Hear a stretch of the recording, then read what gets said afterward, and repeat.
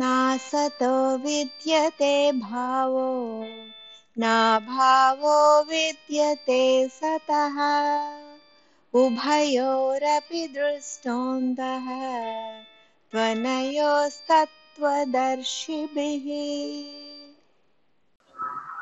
ఇది ఈ శ్లోకం చాలా ఇంపార్టెంట్. ఇక్కడ తర్కం చాలా ఉపయోగపడుతుంది. తర్కం చాలా ఉపయోగపడుతుంది. తర్కశాస్త్రం అంటారు.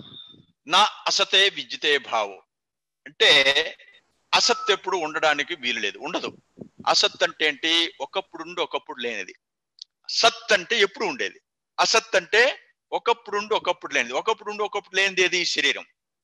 మనం ఎంతవరకు ఆయుష్ ఉన్నదో అంతవరకు ఉంటాం, కానీ తర్వాత ఈ శరీరం నశిస్తుంది.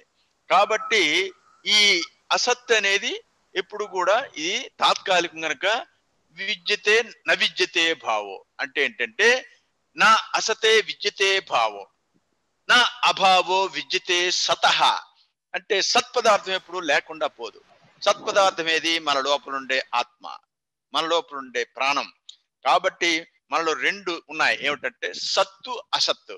సత్తు అనేది లోపల ఉండే ప్రాణమే, అదే ఆత్మ. ఆత్మే ప్రాణరూపంలో ఉంది. మరి శరీరం అనేది అసత్తు. కాబట్టి నా అసతే విద్యతే భావు, అసత్ ఎప్పుడు ఉండడానికి వీలు లేదు, ఉండదు. నా అభావో విద్యతే సతః ఈ సత్పదార్థం ఎప్పుడు కూడా లేకపోదు, ఎప్పుడు ఉంటుంది, ఎప్పుడు ఉంటుంది. ఉభయోరపి దృష్టో అంతస్తనయో తత్వదర్శిభి. తత్వదర్శనం చేసిన మహాత్ములందరూ కూడా రెండు చూస్తారట. ఏ రెండు? ఈ రెండు, ఈ అసత్తుని సత్తుని కూడా. ఈ రెండు మనలో ఉన్నాయి. ఇప్పుడు ఈ రెండు మనలో ఉన్నాయి. ఏమిటంటే ఉభయోరపి దృష్టో అంతస్తన, ఈ రెండు తలక తారతమ్యం, ఏది సత్తు ఏది అసత్తు అనే వీటి రెండు తలక తారతమ్యం, ఈ భేదాన్ని తత్వదర్శిభి, ఈ రెండు తలక తారతమ్యాన్ని ఎప్పుడో జ్ఞానులు చూశారు. కాబట్టి ప్రతి ఒక్కరము తెలుసుకోవాల్సింది ఏంటంటే మనకి ఎన్ని బాధలు వచ్చినా సరే అది అసత్తే, ఎన్ని రకాల సుఖాలు వచ్చినా అది అసత్తే. ఇవన్నీ తాత్కాలికం. ఈ తాత్కాలికం కాకుండా శాశ్వత బ్రహ్మానందం ఒకటి ఉన్నది. ఆ బ్రహ్మానంద వస్తువే మనలో ఉంది, అది సత్పదార్థం, అదే ప్రాణం, మనలోనే ఆత్మ రూపంలో ఉంది. కాబట్టి ప్రాణము ఆత్మ ఇదన్నది కూడా సత్పదార్థం. మిగతా శరీరము ఇవన్నీ కూడా అసత్పదార్థం. దానికి ఉదాహరణ ఏంటంటే మనం శరీరంలో ప్రాణం ఉన్నంత కాలము ఈ శరీరం నిలుస్తుంది. ఇందులో నుంచి బయటికి పోయిన వెంటనే శరీరం కుళ్ళిపోతుంది. ఈ శరీరం కుళ్ళిపోతుందంటే అర్థం ఏంటి? ఇంతవరకు కుళ్ళిపోకుండా చేసేదేది? మనలో ప్రాణం.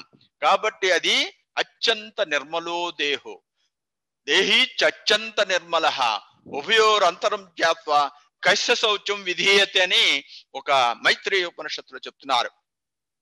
అత్యంత మలినో దేహో, ఈ శరీరం అత్యంత మలినం. దేహి చత్యంత నిర్మల, లోపల ఆత్మ అనేది అది నిర్మలమైనది. ఉభయోర్ అంతరం జ్ఞాత్వ, ఈ రెండిటికి తేడా తెలిసిన తర్వాత కశ్య శౌచం విధీయతే, దేనికి శుచి? ఈ శరీరాన్ని కడుగుతామా? ఇది మోస్ట్ అది ఏంటంటే ఇది కుళ్ళిపోయేది. మరి అది లోపల ఉండే ఆత్మ అత్యంత నిర్మలమైనది. నిర్మలమైన దానికి మనం ఏ శుచి చేయలేము, చేయని అవసరం లేదు. ఈ కుళ్ళిపోయిన శరీరానికి ఎంత మన శరీరం శుచి చేసినా సరే ఇది కుళ్ళిపోయేది గనక. కాబట్టి ఏమిటంటే ఈ రెండింటి తరగ తారతమ్యం తెలుసుకోవాలి. అలాగా తెలుసుకున్నప్పుడు ఏంటంటే కొన్నాళ్ళకి మనం తెలుసుకుంటాం ఏమిటంటే నేను ఆత్మనే సుమా, నీవు శరీరం కాదు సుమా అనే భావంలోకి వెళ్తాం. ఇది నా అసతే విద్యతే భావో నా భావో విద్యతే సతః ఉభయోరపి దృష్టో అంతస్తనయోస్తత్వదర్శిభి. నెక్స్ట్